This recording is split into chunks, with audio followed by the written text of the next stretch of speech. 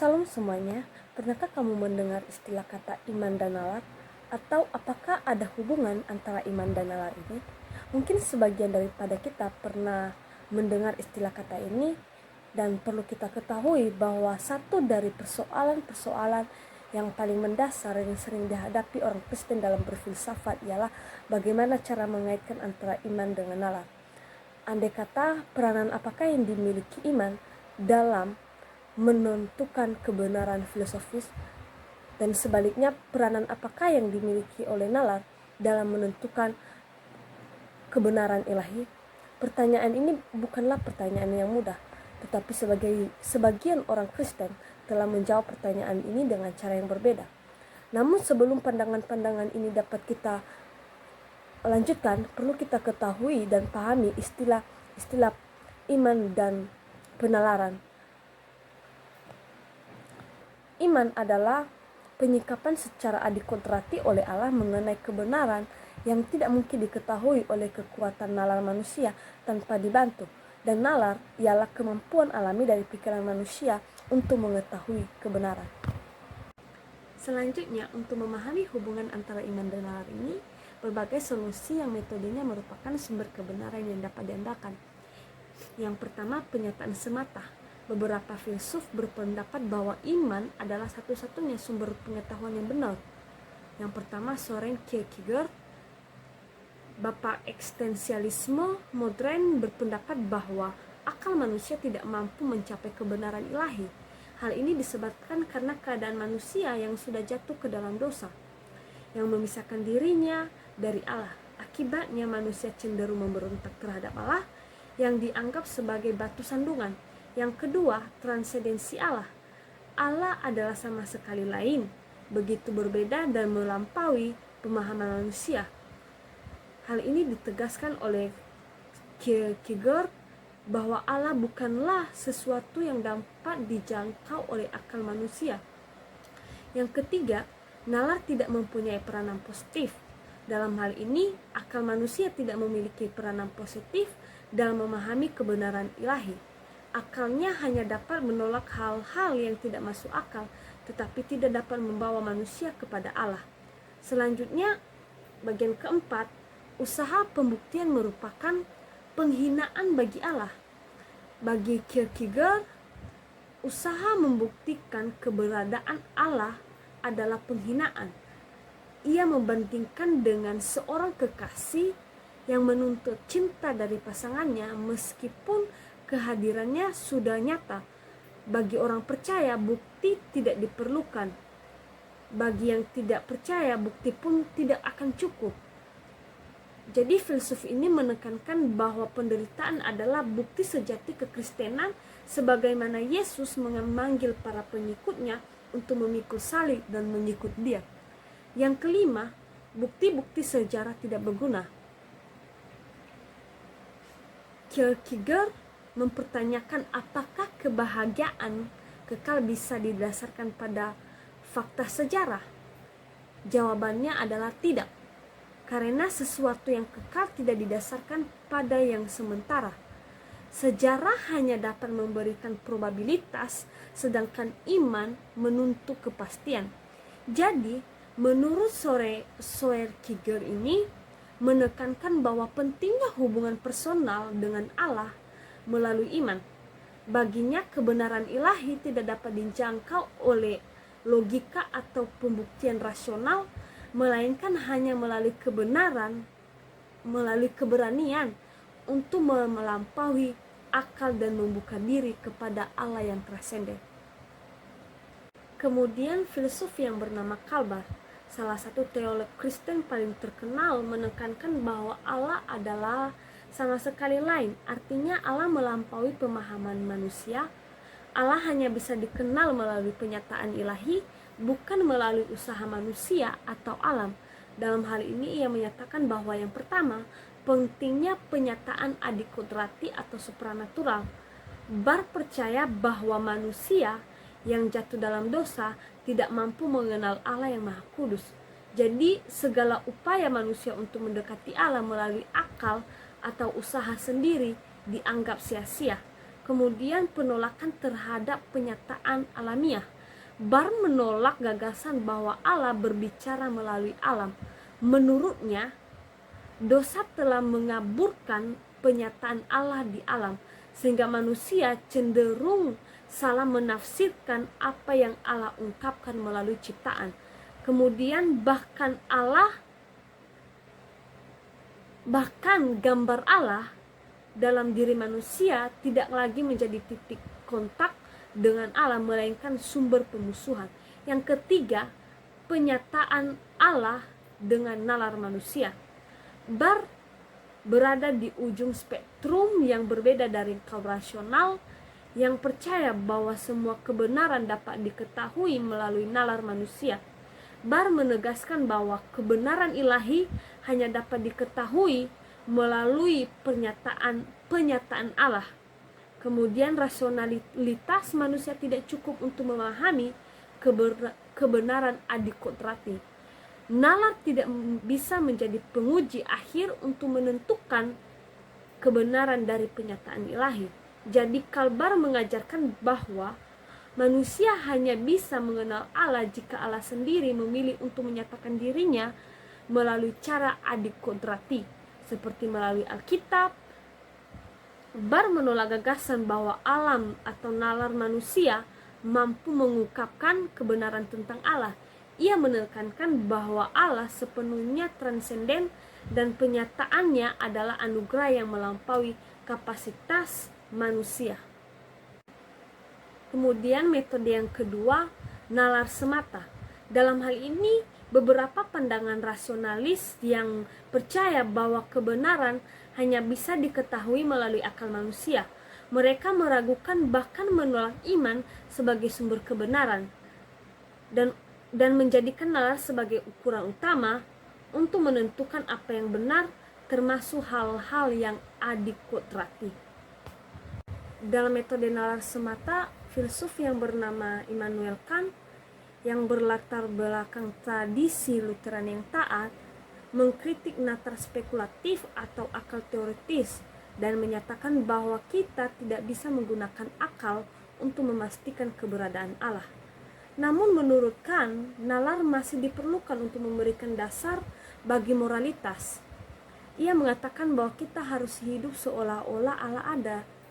Karena ini diperlukan untuk menjadikan kewajiban moral kita masuk akal. Jika kita tidak hidup seperti itu, maka kehidupan moral kehilangan tujuannya.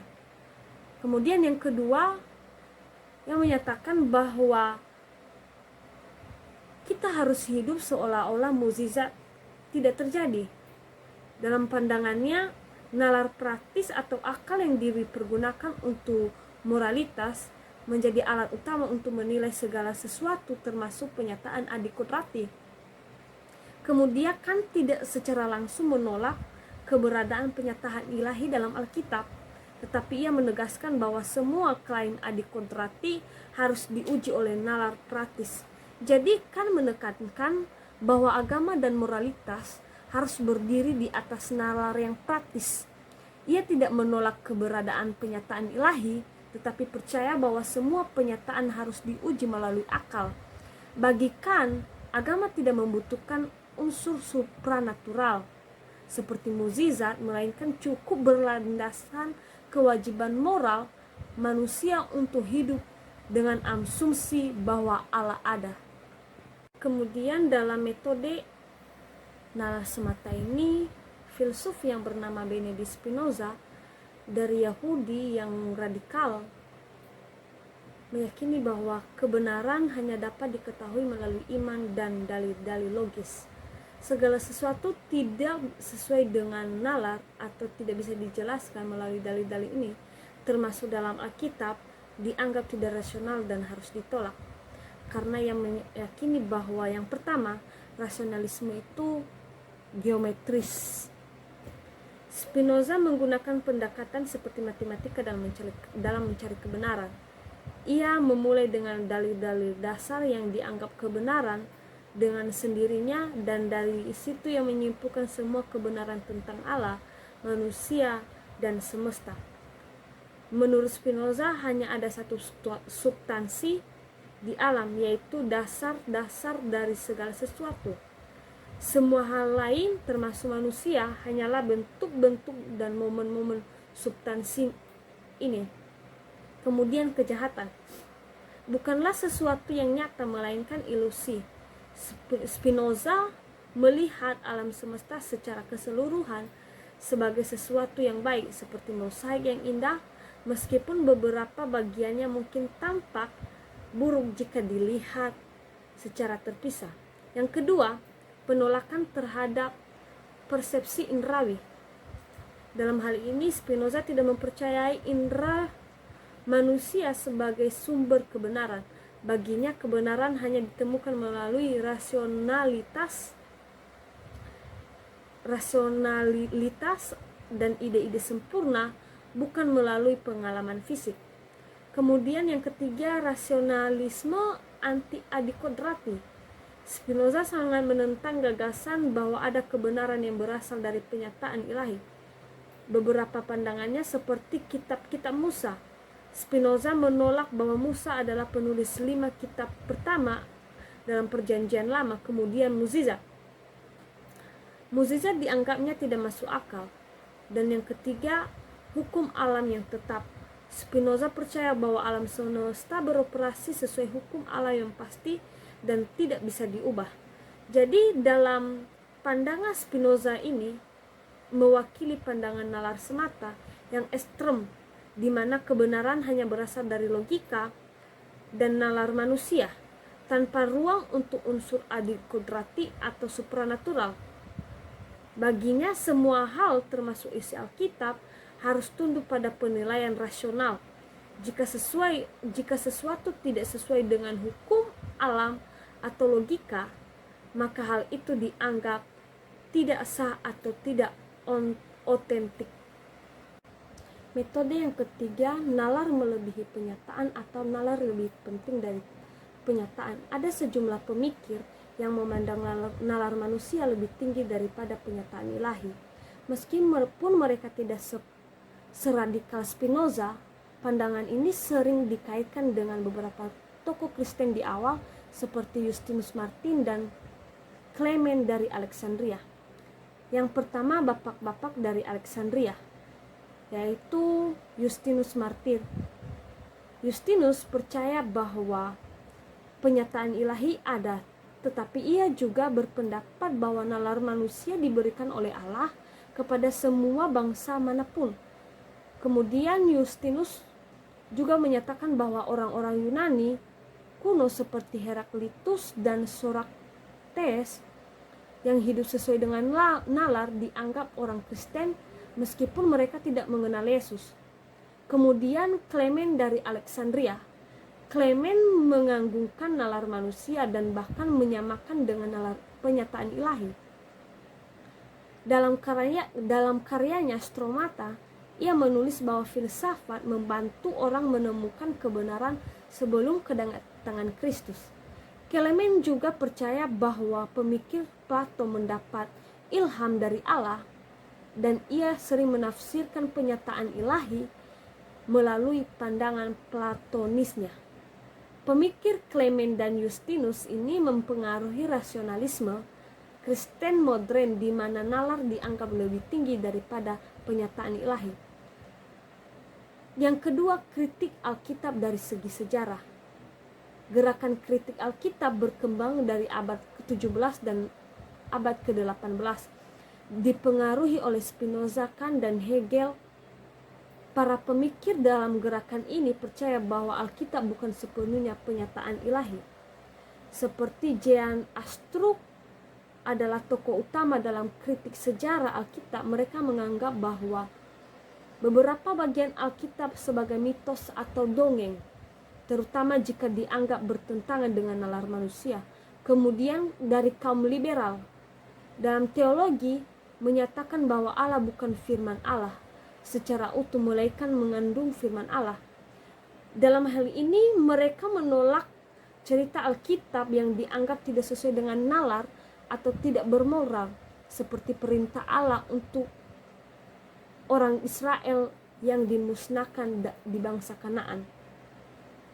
Yang ketiga, penganut deisme. Dalam penganut ini, para pemikir abad ke-17 dan 18, Herbert Seri Cabri Charles, berpendapat bahwa ia menolak unsur adikodrati dalam Alkitab. Jadi, baik dari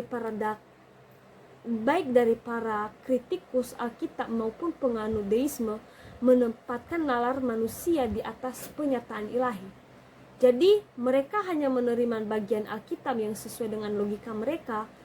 Bagian-bagian yang tidak sesuai, seperti mukjizat atau ajaran moral yang bertentangan dengan moral modern atau norma modern, dianggap tidak otentik.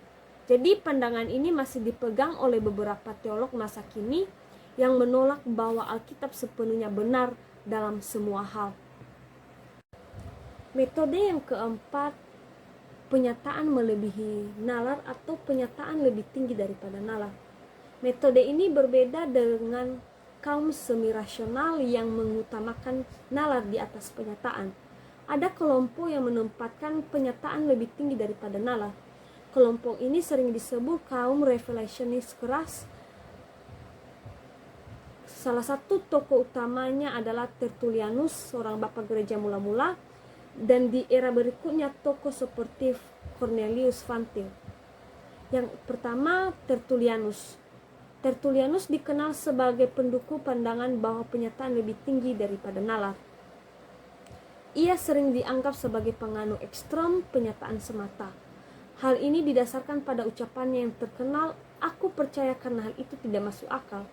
Namun sebenarnya Tertullianus tidak menggunakan kata Latin absurdum, atau yang berarti tidak masuk akal atau kontradiktif, melainkan kata ineptum yang lebih tepat diartikan sebagai kebodohan. Pernyataan ini kemungkinan terinspirasi oleh tulisan kisah para rasul atau tulisan para rasul dalam 1 Korintus ayat 1 yang menyebutkan bahwa Injil dianggap sebagai kebodohan bagi orang yang tidak percaya. Di sisi lain, Tertullianus mengakui bahwa perlunya menggunakan petunjuk nalar dalam beberapa hal. Ia bahkan mengkritik mereka yang hanya percaya tanpa memberi dasar dari tradisi yang mereka terima. Yang kedua, pandangan tentang filosofi dan penyataan. Tertullianus sangat menentang filsafat Yunani. Dalam salah satu tulisannya, ia mengajukan pertanyaan retoris. Apa hubungan Athena dengan Yerusalem? Apa hubungan antara lembaga pendidikan dan gereja? Bagi Tertullianus, filsafat tidak berguna bahkan berbahaya bagi orang percaya. Ia menyebut para filsuf sebagai bapak dari semua ajaran sesat. Tertullianus menggambarkan filsafat sebagai sesuatu yang penuh dengan argumen yang rumit, dengan tidak relevan dan sulit dimengerti. Kemudian menghasilkan pendapat-pendapat yang tidak bermanfaat dan seringkali menyesatkan. Yang ketiga, penyataan mengguguli nalar. Menurut Tertullianus, salah satunya hal yang penting bagi orang percaya adalah penyataan ilahi. Ia berpendapat bahwa keajaiban harus semakin dipercayai justru karena sulit untuk dipercaya. Nalar manusia boleh digunakan tetapi boleh bertentangan dengan penyataan. Penyataan selalu berada di atas nalar, bukan sebaliknya. Jika kan percaya bahwa penyataan ada batas-batas nalar, maka Tertullianus menegaskan bahwa nalar harus berada di dalam batas-batas penyataan. Kemudian Cornelius Vantil. Cornelius Vantil lahir pada tahun 1895. Salah seorang teolog apologet reformer yang dikenal karena pandangannya yang menekankan penyataan lebih tinggi dari nalar. Pemikir ini sering disebut sebagai presuppositionalis karena menekankan bahwa orang harus lebih dahulu menganggap kebenaran penyataan sebagai dasar untuk menggunakan nalar. Vantil berpendapat bahwa nalar bergantung pada penyataan Allah karena tanpa Allah menciptakan dan menopang hukum-hukum proses berpikir, nalar itu sendiri tidak akan mungkin ada. Yang pertama, masalah dengan rasionalisme Kristen. Van Til menilai bahwa pandangan Kristen mengutamakan nalar lebih tinggi daripada Allah. Menurutnya nalar harus bergantung pada Allah sebagai pencipta akal manusia. Kemudian Allah tidak tunduk pada hukum logika. Van Til menolak pandangan yang menyatakan bahwa Allah harus tunduk pada hukum logika seperti hukum non-kontradiksi, atau yang mengatakan bahwa sesuatu tidak bisa sekaligus benar dan salah. Kemudian pemakaian nalar yang tepat. Walaupun Van Til tidak menganggap penyataan lebih tinggi daripada nalar, dia tidak sepenuhnya menolak nalar. Menurutnya wahyu Allah adalah yang tertinggi, dan meskipun logika berlaku pada penyataan, logika tidak berlaku pada Allah sendiri. Van Til menggunakan nalar pelayanan penyataan bukan sebagai penghakim Allah. Dalam bukunya yang berjudul In the Face of the Fight, Van Til menjelaskan bahwa nalar harus digunakan untuk membela iman Kristen berdasarkan penyataan ilahi. Kemudian pengakuan tentang kebenaran. Dalam pandangan Van Til mengkritik banyak pemikir Kristen lainnya yang dianggap tidak cukup rasional. Dalam hal ini, Van Til menganggungkan penyataan lebih tinggi daripada nalar dan menolak pandangan yang mengutamakan nalar di atas penyataan. Baginya, nalar manusia harus tunduk pada penyataan Allah dan tidak boleh menghakimi Allah dan firman-Nya dalam Alkitab. Selanjutnya, metode yang terakhir yaitu penyataan dan nalar. Kategori terakhir ini berisi tentang orang-orang Kristen yang percaya bahwa ada hubungan antara iman dan nalar. Dua pemikir besar yang termasuk dalam tradisi ini adalah Santo Agustinus dan Thomas Aquinas. Perbedaan antara keduanya sebagian besar terletak pada penekanan mereka terhadap nalar dan penyataan. Yang pertama, Santo Agustinus. Agustinus masuk agama Kristen setelah menerima pengaruh filsafat Plato, sementara Aquinas terpengaruh oleh Aristoteles. Kedua pemikir ini setuju dengan ayat dalam Alkitab Yesaya 7 ayat 9 yang mengatakan, "Jika kamu tidak percaya, kamu tidak akan mengerti." Bagi Agustinus, hubungan antara nalar dan penyataan adalah bahwa orang Kristen yang berpikir berusaha untuk menafsirkan apa yang dapat dipercaya dalam cara yang dapat dimengerti dan berusaha berpikir dalam batas penyataan. Meskipun begitu, iman selalu mendahului pemahaman. Jadi Agustinus berkata, iman adalah langkah pemahaman, yang berarti tanpa iman kita tidak akan pernah sepenuhnya memahami kebenaran Allah.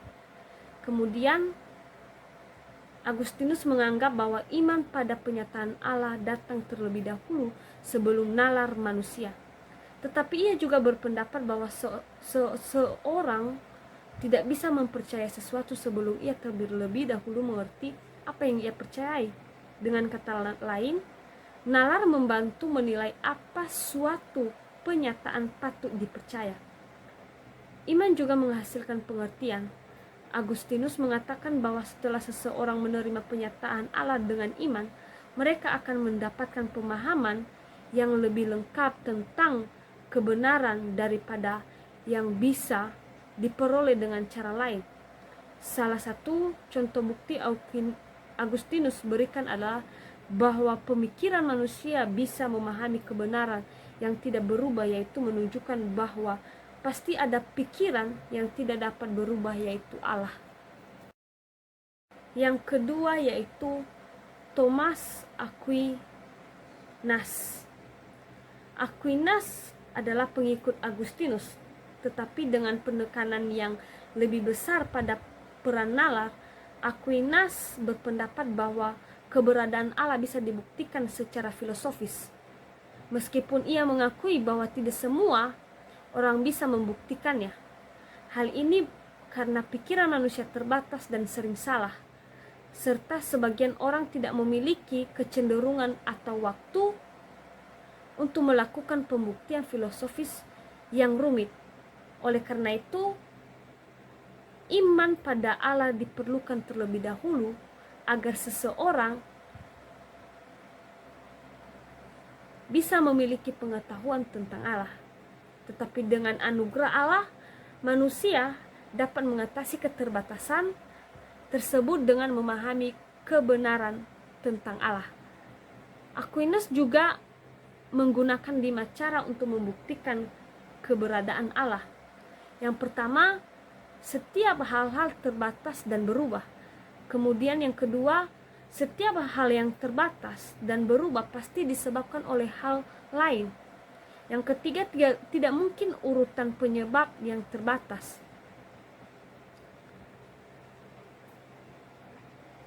Yang keempat, oleh karena itu ada penyebab pertama yang disebabkan oleh hal lain, yaitu Allah.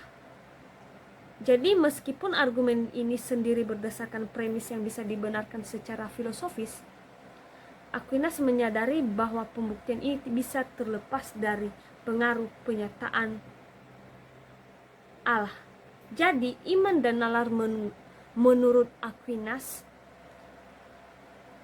kebenaran tentang Allah lebih dalam seperti Trinitas, hanya dapat diketahui melalui iman, bukan nalar. Namun nalar dapat membuktikan bahwa Allah ada, sementara hal-hal yang lebih dalam tentang Allah hanya dapat dipahami melalui iman. Bagi Aquinas, penyataan Allah adalah satu-satunya dasar yang sah untuk mempercayai Allah. Nalar dan bukti dapat membantu meyakinkan orang untuk percaya bahwa Allah ada, tetapi iman kepada Allah tidak didasarkan pada bukti, melainkan pada Allah dan penyataan. Jadi, Aquinas juga setuju dengan Agustinus bahwa iman mendahului nalar.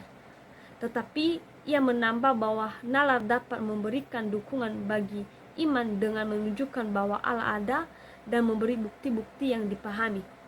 Jadi, baik Agustinus maupun Aquinas setuju bahwa iman dan nalar tidak bisa dipisahkan. Iman mendahului pemahaman, tetapi nalar dapat memperdalam pemahaman akan penyataan Allah. Agustinus lebih menekankan pentingnya iman sebelum nalar, sementara Aquinas lebih menekankan peran nalar dalam memahami dan membuktikan keberadaan Allah. Namun, keduanya sepakat bahwa penyataan Allah adalah dasar dari semua pengetahuan tentang Allah.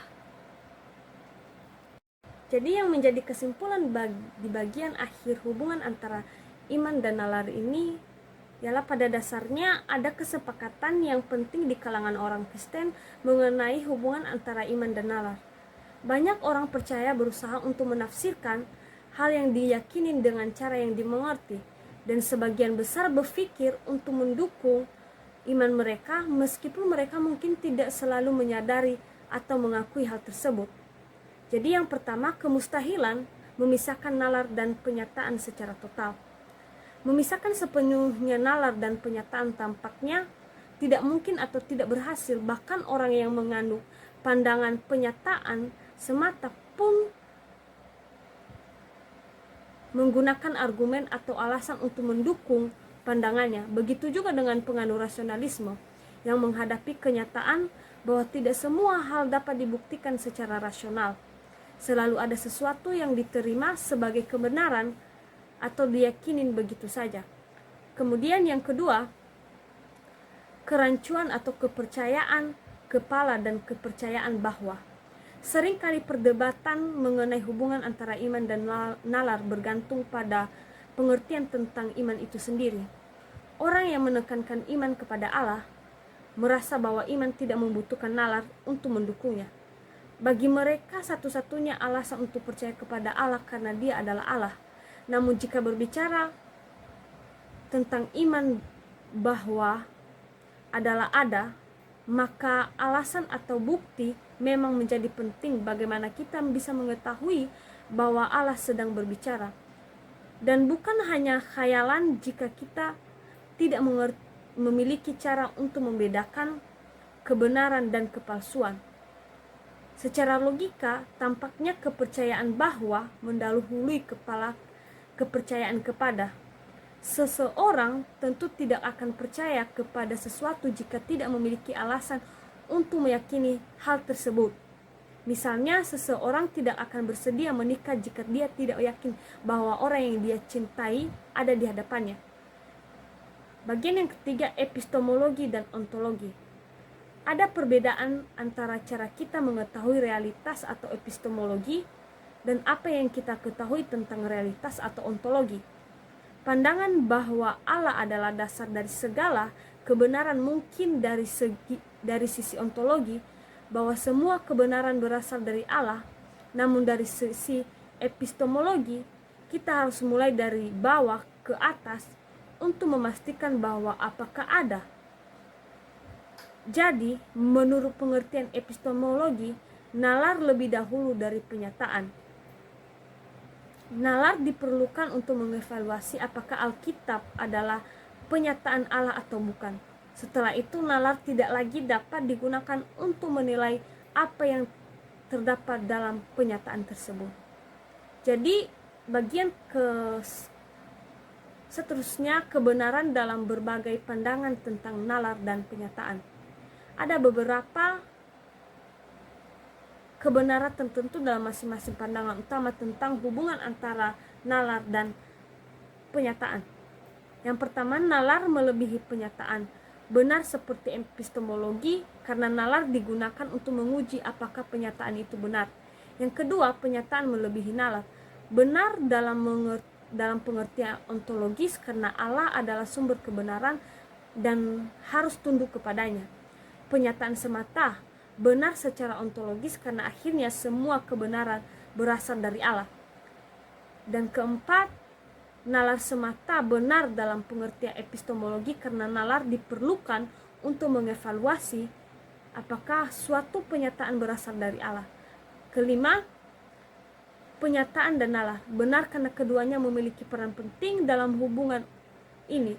Orang harus bernalar mengenai dan untuk penyataan agar imannya rasional, sementara nalar harus didorong oleh penyataan untuk menghindari keraguan dan kesalahan.